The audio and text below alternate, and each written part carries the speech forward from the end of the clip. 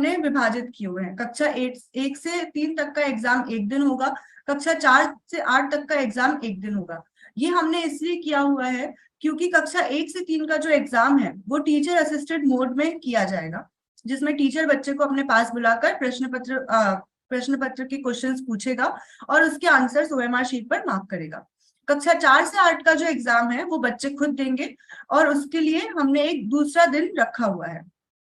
तो अब हम ये देखते हैं कि प्रश्न पत्र और ओएमआर शीट का वितरण कैसे किया गया है। जो प्रश्न पत्र और ओएमआर शीट आपको विभाग द्वारा पहुंचाए गए हैं, उसमें कक्षा 1 से 3 के लिए प्रति 5 बच्चों पर एक प्रश्न पत्र उपलब्ध कराया गया है।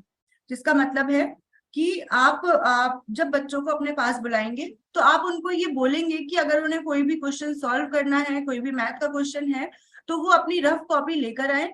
वो क्वेश्चन पेपर पर वो सारी चीजें सॉल्व नहीं कर पाएंगे, तो जब भी आप बच्चों का एग्जाम लेंगे, उनको अपने पास बुलाएंगे, तो उनके पास एक रफ कॉपी अवेलेबल होनी चाहिए जिसमें वो क्वेश्चन सॉल्व कर सकते हैं। प्रश्न पत्र पर कोई भी क्वेश्चन सॉल्व ना करें, अथवा आपको ये दिक्कत हो सकती है कि प्रश्न पत्र फिर एक प्रश्न पत्र 5 बच्चों के लिए सफिशिएंट नहीं होगा। ओएमआर शीट, एक ओएमआर शीट पर कक्षा 1 से 3 के लिए 8 बच्चों का आकलन किया जाएगा। जैसे कि आप यहाँ नीचे देख सकते हैं, ये जो ओएमआर शीट है ये कक्षा 1 से 3 के लिए है, जिसमें एक ओएमआर शीट पे आप 8 बच्चों का आकलन कर सकते हैं। अब हम आते हैं कक्षा 4 से 8 के लिए। कक्षा 4 से 8 के लिए प्रत्येक बच्चे के लिए एक प्रश्न पत्र उपलब्ध कराया गया है और प्रत्येक बच्चे के लिए एक ओएमआर शीट भी उपलब्ध कराई गई है। तो आकलन शुरू होने के बाद आप बच्चों को एक प्रश्न पत्र, एक ओएमआर शीट वितरित करें और उसके बाद उनका आकलन शुरू करें। हम ये ट्रेनिंग के बाद ओएमआर शीट दोनों कक्षा 1 से 3, कक्षा 4 से 8 आपके साथ शेयर करेंगे। इस लिंक के माध्यम से आप ये ओएमआर शीट डाउनलोड कर सकते हैं। और हम आपसे ये भी अपेक्षा करते हैं कि जब आप सरल ऐप डाउनलोड करें, बिफोर एग्जाम आप एक टेस्ट राउंड जरूर करें अपने बच्चों के साथ, उन्हें समझाएं कि ओएमआर शीट कैसे भरनी है। आप खुद भी एक बार सरल ऐप यूज करके देखें, खुद को उस ऐप से फेमिलियर बना लें, ताकि आपको एग्जाम के दिन में कोई भी दिक्कत ना आए। अब देखते हैं हम कि संचालन कक्षा 1 से 3 का किस प्रकार होगा। तो जैसा कि खुशी ने आपको पहले भी बताया, कक्षा 1 से 3 का आकलन का समय 9 बजे से लेकर 8:30 शीट पे 8 बच्चों का आकलन किया जाएगा। अब हम देखते हैं कि संचालन कक्षा 4 से 8 का संचालन किस प्रकार होगा। कक्षा 4 से 8 के आकलन का समय 8:50 से लेकर 10:30 बजे 10:20 तक है। सभी बच्चों को प्रश्न पत्र एवं ओएमआर शीट दी जाएगी। ओएमआर शीट वितरित करने के बाद हम शिक्षकों से ये अपेक्षा करते हैं कि वो सारे बच्चों को एक बार उदाहरण सहित समझाएं कि ओएमआर शीट भरने की विधि क्या है, ताकि बच्चों द्वारा ओएमआर शीट भरने में कोई भी गलतियां ना हो। शिक्षकों द्वारा सरल ऐप पर बच्चों को एब्सेंट प्रेजेंट किया जाएगा। उन शिक्षकों द्वारा ही सभी बच्चों को उनका स्टूडेंट आईडी भरवाया जाएगा। ये स्टूडेंट आईडी जो हम सरल ऐप पर देखते हैं, ये प्रेरणा पोर्टल का 9 डिजिट का स्टूडेंट आईडी है, जो बच्चों को नहीं पता होता है। तो शिक्षकों से ये भी अपेक्षा है कि आकलन शुरू करने के बाद एक एक बच्चे के पास जाके उसको उसका स्टूडेंट आईडी बताएं और उसके ओएमआर शीट पर भरवाएं। प्रश्न पत्र हल करने हेतु बच्चों को 1 घंटे का समय दिया जाएगा। 1 घंटे के बाद आप उनसे ओएमआर शीट वापस कलेक्ट कर सकते हैं। इसमें भी हमारे मुख्य बिंदु वही है, ओएमआर शीट को केवल काले कलर के बॉल पेंसिल के द्वारा ही भरा जाएगा।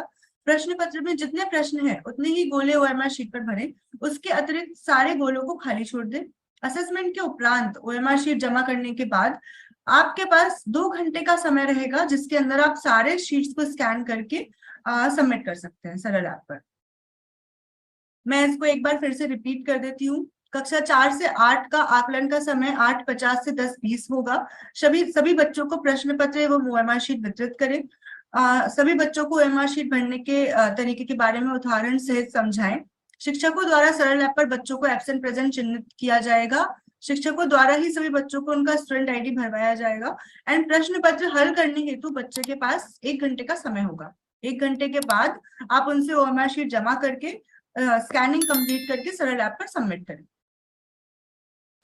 ये ओएमआर शीट है जो हम कक्षा 4 से 8 के लिए यूज करेंगे, जिसमें बच्चा सबसे ऊपर अपना छात्र का 9 डिजिट का आईडी लिखेगा एंड एक एक क्वेश्चन के अगेंस्ट में जो भी उसका उत्तर है ABCD वो मार्क करेगा।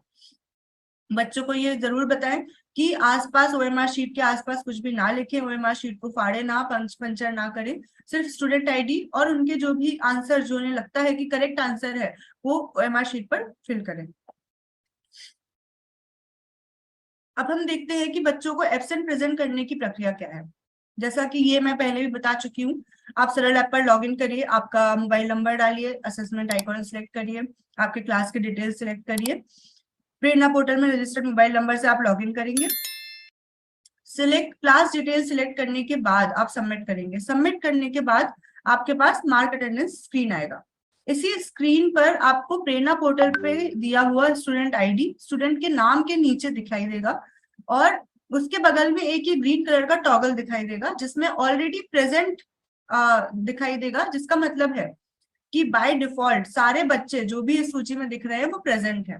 अगर आपकी क्लास में कक्षा में कोई भी बच्चा एग्जाम देने नहीं आया है और एब्सेंट है तो आप उसको इसी ऐप पर आगे जाने से पहले यहाँ पर एब्सेंट मार्क कर सकते हैं।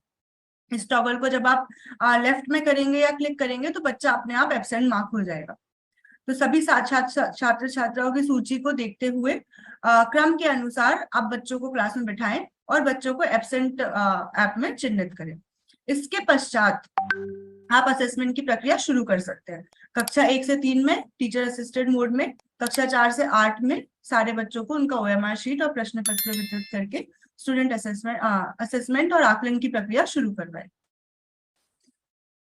ये हो गया हमारा संचालन। अब हमने बच्चों को ओएमआर शीट वितरित कर दी, हमने उनको क्वेश्चन पेपर वितरित कर दिया, ऐप पर हमने मार्क कर दिया कि बच्चा प्रेजेंट है, एब्सेंट है और आकलन हमने शुरू करवा दिया। ये करने के बाद, आकलन खत्म होने के बाद अब नेक्स्ट स्टेप है हमारा सरल ऐप पर स्कैनिंग का। आइए हम देखते हैं कि सरल ऐप पर स्कैनिंग करने की प्रक्रिया क्या है। जो बच्चों का मार्क अटेंडेंस वाला स्क्रीन है उस पे जैसे ही आप अटेंडेंस मार्क करने के बाद नेक्स्ट करेंगे, आपको सबसे पहला ये वाला स्क्रीन दिखेगा जो कि एक समरी पेज है, जहां पे आप देख पाएंगे कि आपके टोटल स्टूडेंट्स कितने हैं, आपके टोटल स्टूडेंट्स में से प्रेजेंट बच्चे कितने हैं।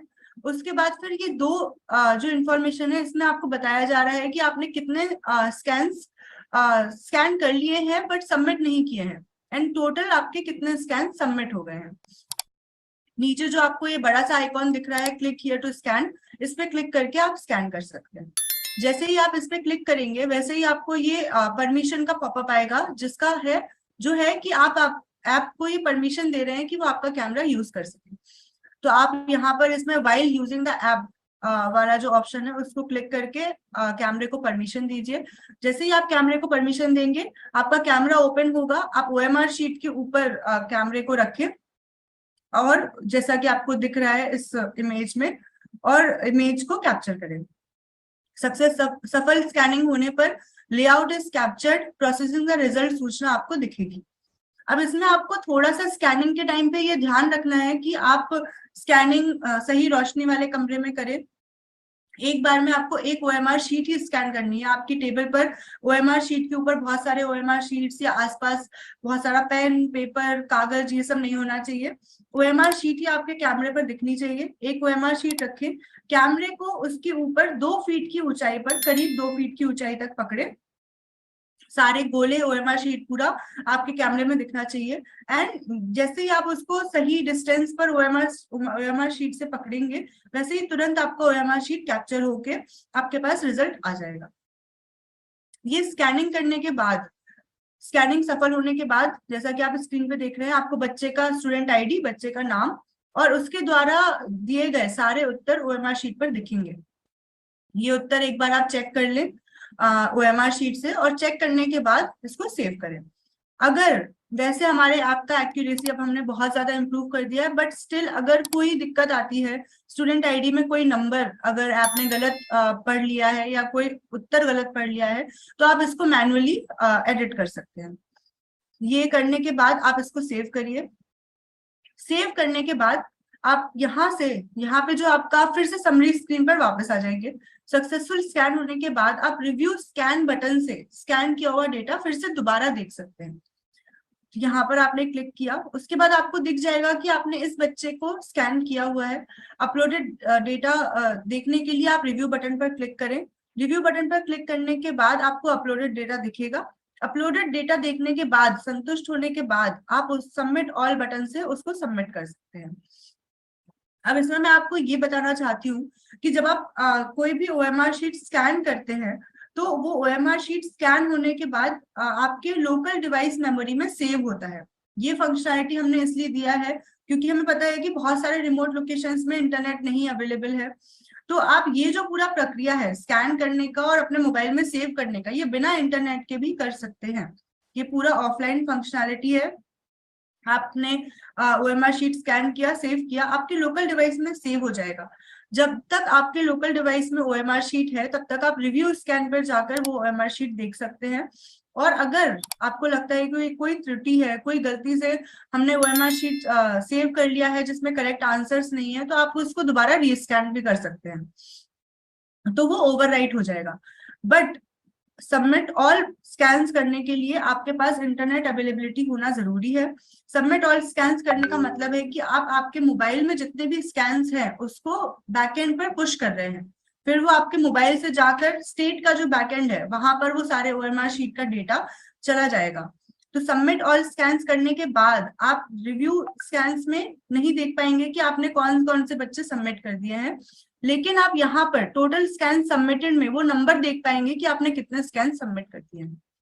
सबमिट ऑल स्कैन्स करने के लिए मैं दोबारा रिपीट कर रही हूँ, सबमिट ऑल स्कैन्स करने के लिए आपको इंटरनेट अवेलेबिलिटी जरूरी है। अगर आपके पास इंटरनेट नहीं है तो आप सिर्फ सारे स्कैन्स को स्कैन करके सेव कर लीजिए, और जितना जल्दी हो सके कोई ऐसी जगह जाकर जहां पर आपको इंटरनेट उपलब्ध हो सके वहां जाकर उसको सबमिट कर दीजिए। अब हम बहुत ही क्विकली देखते हैं सरल ऐप का एक डेमो।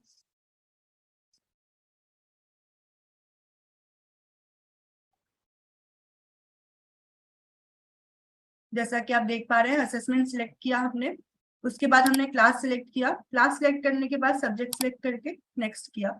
ये आपको आपके बच्चों की सूची दिख गई। यहीं पर आपको आपका डेटा चेक करना है। एब्सेंट प्रेजेंट मार्क करने के बाद आपने क्लिक स्कैन किया कि हमारा ओएमआर शीट है। क्लिक स्कैन करने के बाद ये आपका ओएमआर शीट स्कैन हो गया।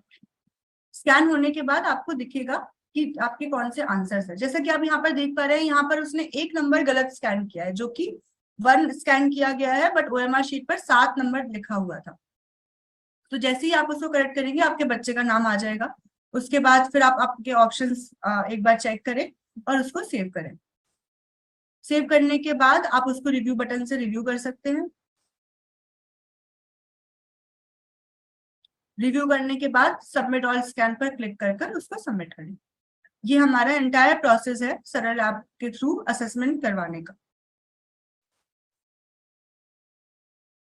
ठीक है। सरल ऐप के इस्तेमाल के मैं एक बार मुख्य बिंदु एक बार आपको बता देती हूँ। सभी का आकलन करने के उपरांत सरल ऐप के माध्यम से स्कैनिंग करना बहुत ही जरूरी है। अदरवाइज वो डेटा आपका कैप्चर नहीं होगा, स्टेट के पास नहीं आएगा, रिजल्ट इवैल्यूएशन नहीं हो पाएगा। स्कैन करते समय यदि डेटा में कोई त्रुटि है तो उसे स्वयं ठीक करें, गलत डेटा सबमिट ना करें। 15 ओएमआर शीट स्कैन करने के उपरांत सारा डेटा सबमिट बटन के माध्यम से सबमिट करें। ये डेटा लॉस ना होने के लिए ये बस एक एडवाइजरी है कि आप 15-20 ओएमआर शीट स्कैन करें और स्कैन करने के बाद उसको सबमिट कर दें। उसके बाद फिर अगर आपके कोई बचे हुए ओएमआर शीट है तो उनको दोबारा स्कैन कर सबमिट करें। अब हम एक बार ये देखते हैं कि आकलन के दौरान हमें क्या क्या चीजों का ध्यान रखना है और क्या क्या चीजें नहीं करनी है। सबसे पहले और सबसे इम्पोर्टेंट, केवल काले रंग के पेन का ही उपयोग करें। कलर पेन का उपयोग, पेंसिल का उपयोग, ब्लू पेन का उपयोग ना करें। आकलन एवं स्कैनिंग के दौरान एक स्थिर प्लेटफॉर्म पर ही ओएमआर शीट को रखें।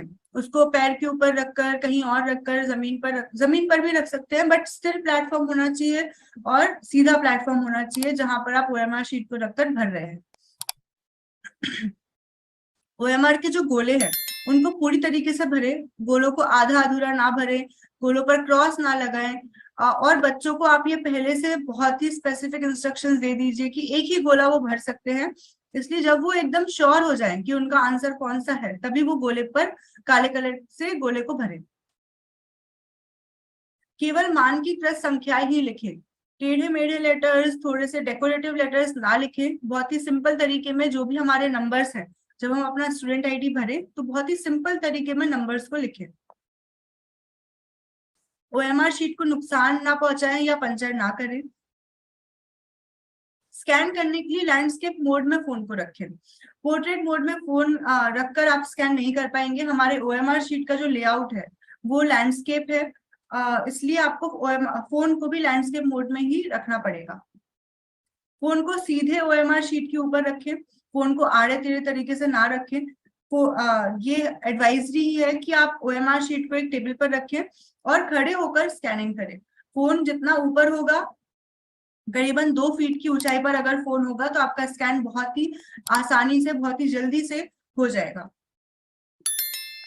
चारों कोनों पर दिए गए गोले ढकने नहीं चाहिए। गोलों के ऊपर, ओएमआर शीट के ऊपर कोई भी किताब, पेंसिल, मार्कर, पेन ना रखें। एक बार में एक ओएमआर शीट को ही स्कैन करें। एक बार में एक ओएमआर शीट को ही स्कैन करें। ओएमआर शीट के नीचे और ओएमआर शीट्स नहीं होने चाहिए। आप जब ओएमआर शीट जमा करें तो जमा की हुई ओएमआर शीट को एक कोने पर रखें, उसमें से एक ओएमआर शीट उठाकर टेबल पर रखकर स्कैन करें और उसको फिर अलग रख दें।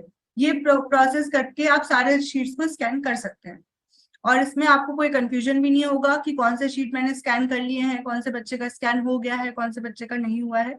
ये प्रोसेस आप अपनाएं। सारे जमा शीट्स को एक कोने पर रखें, एक एक शीट उठाएं, उसको स्कैन करें और दूसरी तरफ उसको रख दें। ऐसे करके आप सारे शीट स्कैन करके सबमिट करें। स्कैनिंग को अच्छी रोशनी वाले कमरे में ही करें। कैमरे को ओएमआर शीट पर ठीक से फोकस करें। अब मैं ये आकलन के समय हमारे कुछ दायित्व हैं जिसमें हम आपको बताना चाहते हैं कि शिक्षकों के दायित्व क्या है, हमारे एआरपी साथी के दायित्व क्या है, हमारे डीसी। आपके सभी प्रश्न का हल आपको मिल जाएगा। अगर आपको लग रहा है कि आपको फिर भी कोई समस्या आ रही है तो कृपया अपने एआरपी साथी से संपर्क करें। अगर एआरपी साथी उसका हल दे सके तो बहुत ही अच्छी बात है, नहीं तो आप अपने डीसीटी से भी संपर्क कर सकते हैं। अगर आखिर में जाके भी आपको लग रहा है कि आपको समस्या आ रही है, आपको और समझने की जरूरत है, तो आप वीएस के हेल्पलाइन नंबर पे भी कॉल कर सकते हैं। ये जो स्लाइड पे आपको हेल्पलाइन नंबर दिख रहा है, कृपया उसको नोट कर लें।